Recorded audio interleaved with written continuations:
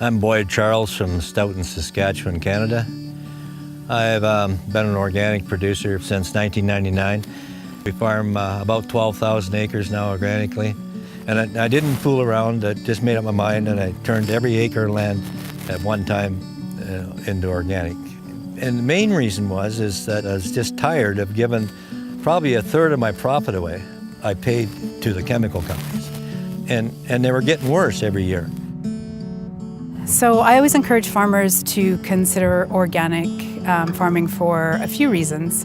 I think the first reason is that it is more profitable than conventional farming. There's more return per acre, largely because you have fewer input costs and a higher price per bushel at the farm gate. Well, if you ask Coffee Row, they always make fun of the organic producers, and I kind of enjoy that. Well, most of them, because you're not using chemical and sprays and doing what everybody else is doing, they think that you don't grow very much. In fact, they think you don't grow anything but weeds. And that's a real misconception if you know how to farm. We're going to harvest this today and do a weights and measures on it so we know exactly right to the pound what it yielded. It's sowed to a hard red spring wheat. It's called Brandon, and it was summer followed last year, and the year before that it was peas. That's generally our rotation. And we're going to take this off and just to show that you actually can grow a decent crop organically. To track yield, we noted grain cart weights immediately after filling by taking a video clip showing the time, field ID, and total pounds. Each video also has metadata and timestamp attached that can be reviewed for veracity. This way, actual real-time weights were tracked, allowing us to calculate an exact yield.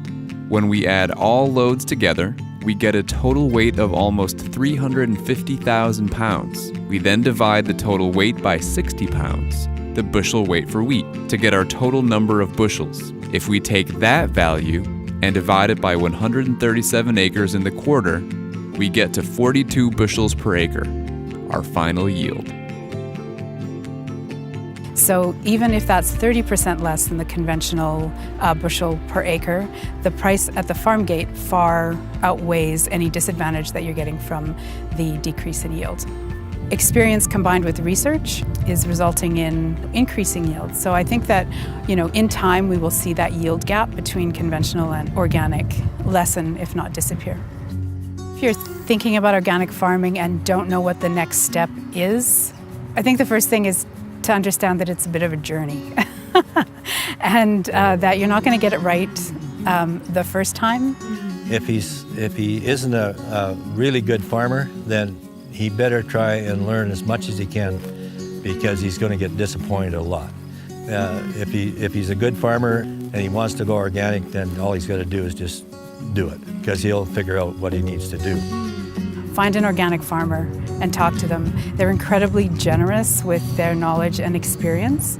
There's a lot of resources that have been developed by the Prairie Organic Grain Initiative. You can find all of those resources on their website, pivotandgrow.com. We're all farmers, we all grow food, and we're neighbors. We have more in common than we do different, and if we focus on the differences, then we'll miss the opportunities in that common ground. So I think if you are doing no-till or the intercropping and the cover cropping, I actually believe that those are the areas of crossover between organics and conventional, and that's where the most innovation is happening. Whether you're an organic farmer or conventional farmer, to learn from each other to grow better food. I try to get every possible yield out of every acre that I can without doing anything except looking after the land. It's a real challenge, and I like challenges. That's the reason I decided to go organic. And so there's some disadvantages, I guess, because of the way we farm. But I wouldn't go back to chemical farming for anything.